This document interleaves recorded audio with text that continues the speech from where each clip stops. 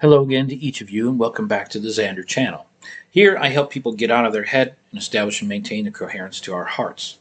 Even if you're a man, everything vibrates, everything has a frequency. The universe, the earth, you, your words, your feelings, such as hatred and love, disease, such as cancer, and even money. All you can change, you can change your vibration with thoughts and feelings. This is my path to happiness, joy, and love. I invite you to subscribe and join me in this journey towards peace, joy, and happiness. And in this video, this is an article about science suggests that love and receptiveness to truth enhance psychic abilities. And telepathy can be explained by interacting coherent electromagnetic fields. The interactions between electrically dynamic systems provide basics to understanding so-called telepathic content because living things are bioelectrical in nature. Of note, Ben Davidson of Suspicious Observers recently produced a rather heady scientific video about magnetic connections disrupting stable electrical currents or circuits, causing the two or more systems to rebalance themselves in a rather reactive way. In essence, electrical circuits are stabilized flows of electricity that are enshrouded by a magnetic field. Plasma currents, which are flows of electricity that are guided by magnetic fields, are disrupted when the fields interact, causing rapid reorientation of the flow of electricity and information contained therein, which in turn causes a restabilization. The resulting effect is that the two fields collide, producing a new field that is informed by the preceding fields. This is very interesting when one considers that life is also a type of plasma, or a flow of electricity producing strong magnetic fields. Now, in humans, this field is produced by the heart and informed by the mind or body. Well, it's more informed by the mind. So,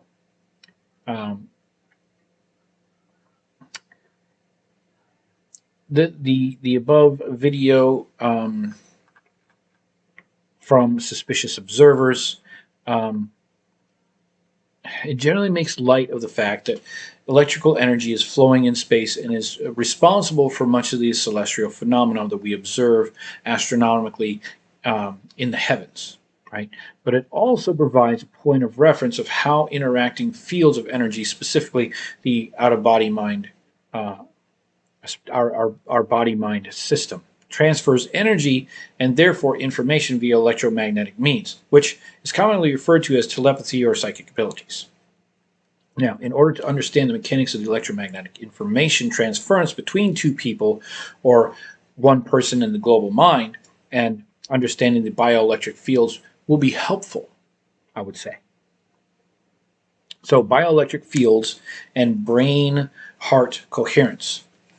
The bioelectric field is a combination of individual cell fields and the nervous system. In general, electrolytic fluids flowing through the body, the brain activity, along with the piezoelectric pumping action of the heart, all of which is shaped or focused by different states of consciousness.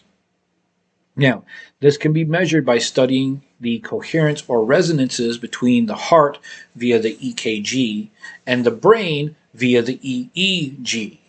Now, the energy flowing within a person's bioelectric field creates a magnetic field around their body that has the capacity to interact with other fields, whether from other people, technology, or the earth itself, the geomagnetic field.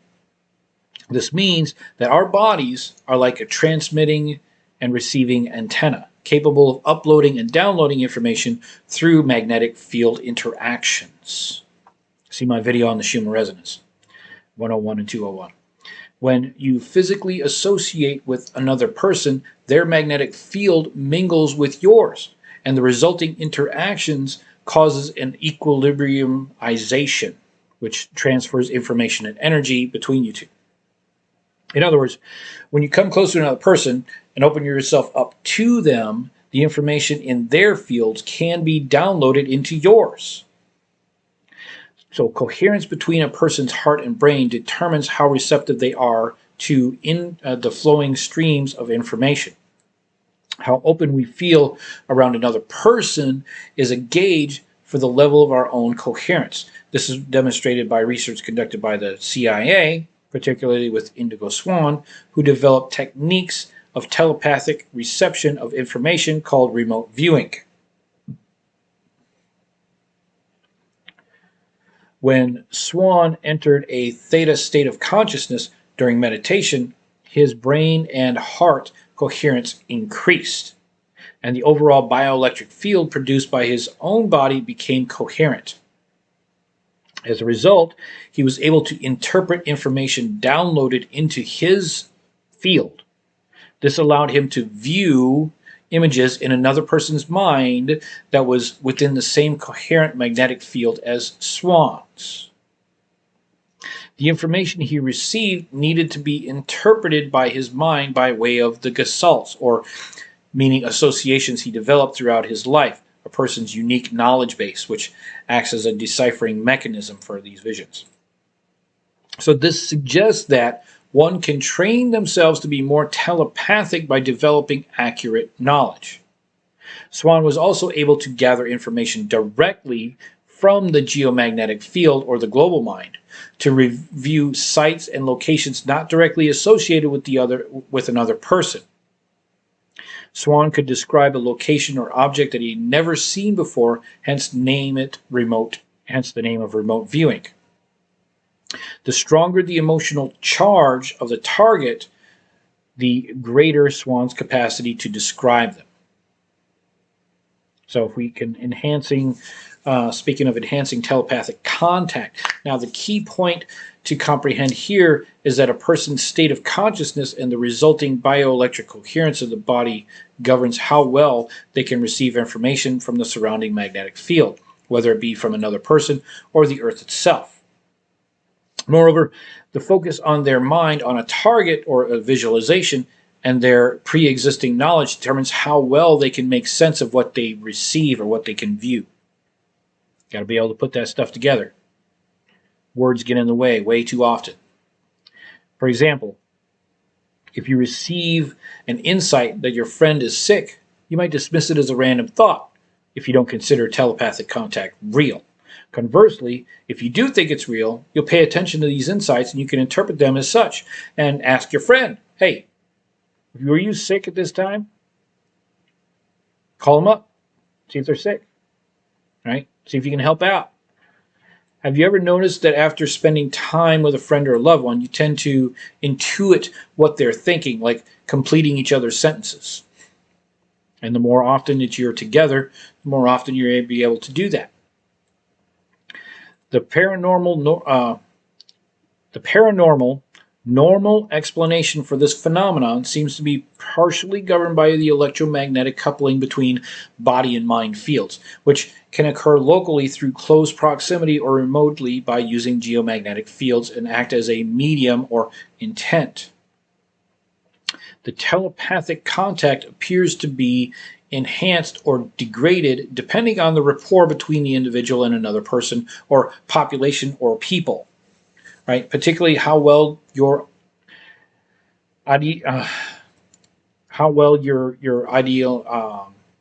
language or gestalts match up with others, right? More simply stated, when you spend time with someone, you get to know them, how they speak, how they think based on their behaviors, right? You can predict what they're going to say or react to in a similar way. You can predict when your favorite musical outfit will play melodically when listening to a new track of music that they've just produced, right? Because you listen to all their other tracks. This is one explanation for why coworkers, friends, or even lovers tend to share information between minds so easily, especially after they've gotten to know each other. But there are less than metaphysical explanations as well. The key enhancing factor for telepathy seems to be openness or receptivity, or more specifically, the resonances formed between two people who are open to each other, or the fruit of fellowship. The more we truly love someone, accepting them as they are, the more coherent our energy field will be when interacting with them. So let's describe that again for clarity. All right. An individual produces their own bioelectric field, which has a magnetic field that goes along with it. It extends about 30 feet from the body. Now, when we come close to another person, we are open to them. The two fields produced by each person form a unified magnetic field, and the quality of which depends on the nature of their relationship, how accepting they are as people. The more friendly the association, the stronger the unified field created between them. So, resulting in greater mind-to-mind communication.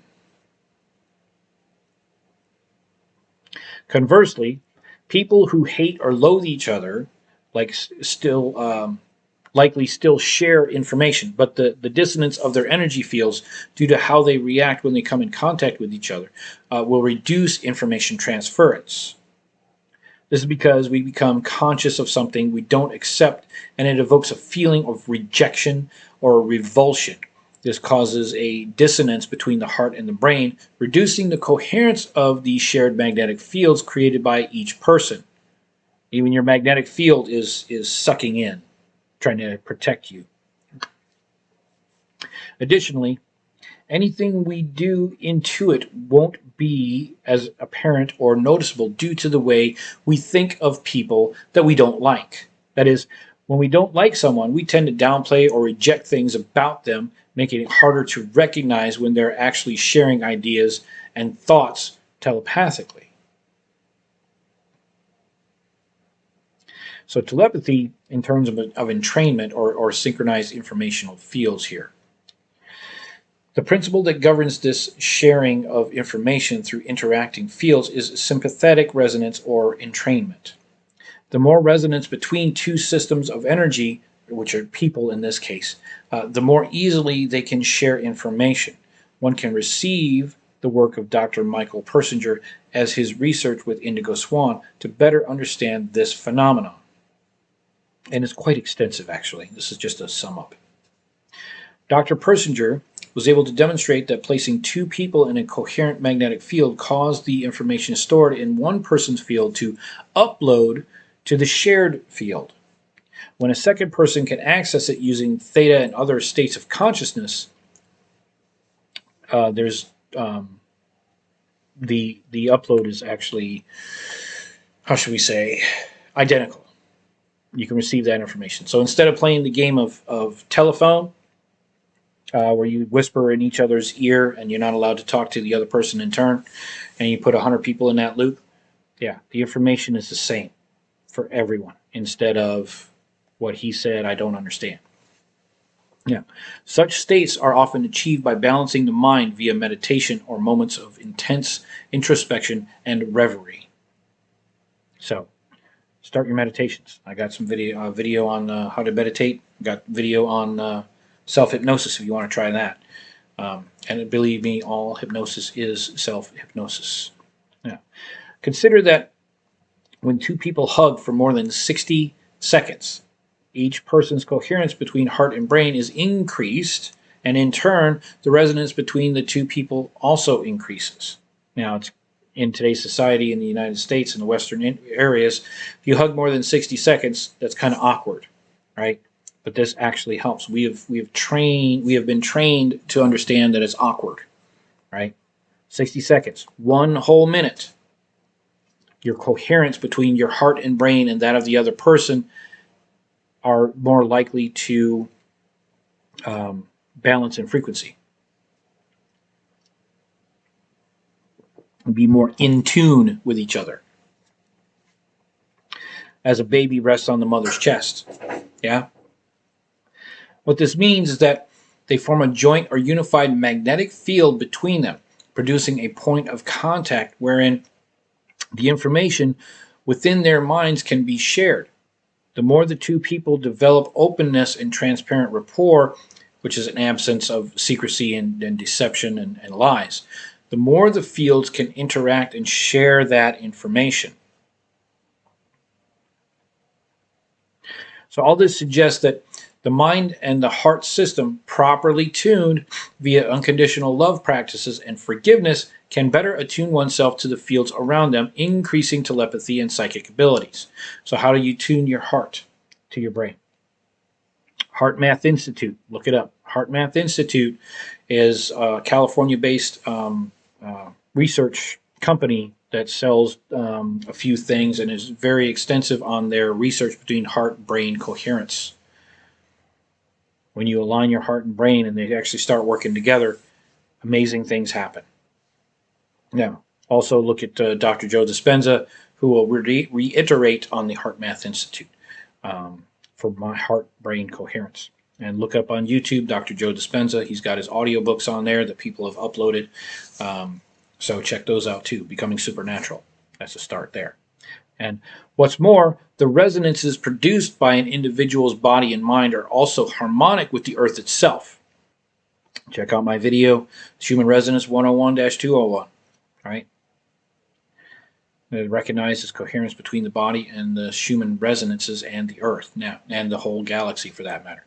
This means that they're more coherent or in harmony to our own mind-body. The more coherent or in harmony our own mind and heart are, the more we can couple with the Earth's field, which results in a greater capacity to receive and transmit information into the global mind and communicate worldwide, at least. That's just the tip of the iceberg. Being able to communicate across galaxies, that's another story in another video. But look at the Human Resonance 101 and 201. That will explain some more of this. But it's a 2.5-hour video, so grab a drink and an ice cream. Now, Morphic Resonance, a term coined by Rupert Sheldrake. Sorry, Rupert. Could be explained and understood by considering the above-mentioned interactions between two people would develop rapport, as well as the coupling of individual bioelectric fields within the global mind system, or the geomagnetic field, or the human resonance. Precognition explained by faster-than-light entrainment, or superluminal entrainment. Although these theories of how telepathy works are hard to substantiate via direct experimentation, there's enough data available insofar as information transference between electromagnetic systems to provide a strong case for the mechanics of telepathy. And these theories only take into account space-time energy phenomena, the material aspects of the electromagnetism. That is, magnetic connections occur below the speed of light or within the physical realms of space-time. But there is a faster-than-light component to consciousness, little understood by modern-day science. They don't have any devices to measure it. Therefore, they can't see it. Therefore, it doesn't exist. In the latter case, the superluminal interactions of field likely play a part in the governing precognition phenomenon. For example, the Heart Math Institute was able to demonstrate the precognitive faculties of the heart when they conducted an experiment involving images viewed by people. The images were randomly selected and shown to a subject, producing an emotional reaction that was measured using a heart monitor. What they observed was that the heart would react before the image was selected from the random generator. So this experiment provides data point which strongly suggests that the heart is receiving precognitive insight. How precognition works isn't well understood, but if one considers the work of another physicist, Dewey B. Larson, some inferences can be drawn out. Specifically, Larson's model of physics called reciprocal systems, or RS theory, states that the superluminal regions of the universe which operate above the speed of light are in time-space, which means that information flowing in this region can move throughout time itself, as time is a creation of man and as a measurement device. The information within these faster-than-light fields produced by the mind can entrain with each other, which simply means that information received in the future can imprint itself on the past. interpreting the precognition studies of the heart with the RS theory, the reaction to the photographic transmission information into the time-space region, where it then spreads out in time, informing the field of the heart before the image is seen by the subject. So, what about those intuitions and gut feelings about possible futures? Right? If the RS theory of time-space information sharing is correct, then this suggests that superluminal electrical interactions are at work. That is, information seems to be able to flow above the speed of light, which means insights can be received before an event that provided this feeling takes place. Information flowing in space-time or below the speed of light can be transmitted into time-space, which is above the speed of light, using electromagnetic interactions as a medium or as a gateway. And this also suggests that living things are dual system of below the speed of light and above the speed of light activity. That is, the body is a space-time object that is married to a space-time component of consciousness. In other words, it appears as though a telepathic contact can occur within ourselves across time itself, which is why we can get intuitions about the future that turns out to be accurate. For example, if you're making plans to go on vacation, you might get a weird feeling that suggests, yeah, you shouldn't go. And if you do, you might experience something that you didn't want to experience. So in this case, the gut feeling you felt beforehand is an example of this precognitive reception of the future. Also consider that remote viewers seem to be able to access information about parallel timelines, which also means that you can get insights about possible futures and choose not to act on one of them or another. This suggests that the mind's ability to explore possible futures is just a precognitively suggested as an actual future, or precognitively sensitive to a possible future, or an actual future. Now, these studies also suggest that the more accurate our knowledge, the more one's truth is reflected within, the greater our capacity to use our innate psychic abilities. Again, this is because the resonance between the gesalts, which is the knowledge and the ideas contained within the mind, whether in an individual or a group of people, provides a pathway for the exchange of information. Now, sharing information via a medium of exchange, right? As an example of sharing information via entrainment, consider how metronomes would synchronize with each other. So as long as a platform or a medium for their individual frequency rate is present. What does that mean? Okay. Metronomes are not able to synchronize when they're on when a board they are resting on is on a table. Okay, but once the board is placed on two cans underneath the board, the vibrations of each of the metronome transfers to the board, which then provides a medium for the exchange of the individual frequencies. And a magnetic frequency is a medium for telepathic contact, whether produced artificially, like in Dr. Persinger's experiments, or organically, either by two people developing loving rapport or shared heart fields, or the Earth's geomagnetic field. So, given that the entire physical universe is governed by electromagnetic interactions, this seems to be a plausible theory. And it suggests any type of electromagnetic field has the potential to interact with any other, and in doing so, transmit the information. Consider that we are influenced by another person's field, which is influenced by the geomagnetic field, which is influenced by the solar magnetic field, which is influenced by the surrounding stars and the galaxy herself. All these dynamic electromagnetic fields exchange information as they come in contact with each other, which provides a scientific basis to understand astrological influences. Hopefully, as science sheds their rejection of superluminal activities, the nature of telepathy and psychic abilities, as governed by electromagnetism, will be better understood. In the meantime, you can experiment and observe your own body and mind as it interacts with the environment. Try to intuit out what your best friend, not that Facebook fuck, right? Intuit what your best friend, who you come in physical contact with, is trying to say or is trying to do, right? Do your own experiments. Try developing unconditional love and acceptance of people in your life, starting with yourself.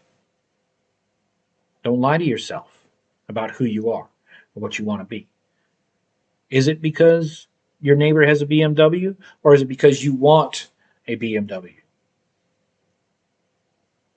It should become apparent with a little dedicated mindfulness that that as you shed negativity and short-sighted judgments about a person or a thing, you can be better informed by insights that turn out to be actually accurate. In my own studies, I noticed that more inclusive I am with information, developing a clear conscious understanding of things, the more I seem to be able to receive insights and intuitions that are actually reflective of the truth. And if we consider that love is an inconclusive mode of consciousness, or excuse me, love is a inclusive mode of consciousness, right? Then by becoming more loving, we create greater mind-body coherence, which in turn increases the power of our bioelectric field capacities to receive and transmit information. The practice for achieving this state has been called self-mastery. So start with that. Your mind-body coherence is the first step. Start with the Heart Math Institute. They have a device that you put on your ear. You can measure out when your heart and mind are in coherence. But also note that the lower vibrations of the hatred, anger, and loathing, self-pity, all those lower vibrational things will have to disappear in your life. Getting rid of those people that bring on those vibrations, and the understanding that you are the one that controls your emotions. You make me angry. Well, that term is giving your power to somebody else to allow them to make you some sort of angry or give you some sort of feeling. You are in control of your emotions. Period. They're just acting the fool as they always do. You see it on YouTube. People get a rise out of making people do certain things by their actions, right? And you're going to give them the satisfaction.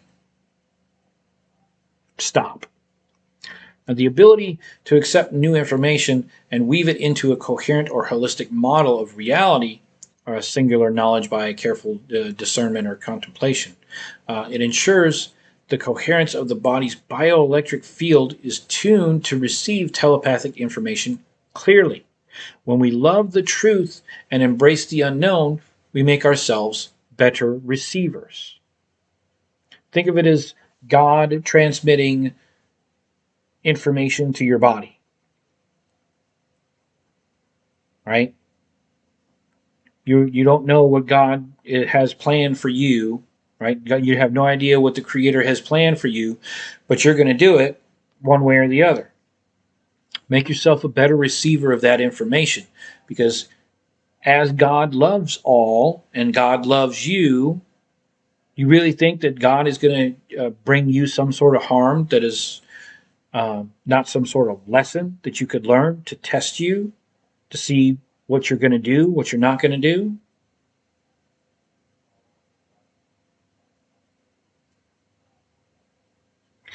Imagine a world where everyone is loving and receptive, where prejudice is replaced by compassion and tolerance, and loving states of acceptance are the norm.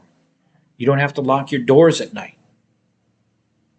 When you ask for help, it's already there. Perhaps in such a world, innate telepathic abilities will become more powerful, eventually leading to the emergence of psychic abilities and mind-to-mind modes of communication. People knocking on your door saying, I have some extra food and I know that you need it. I have some information that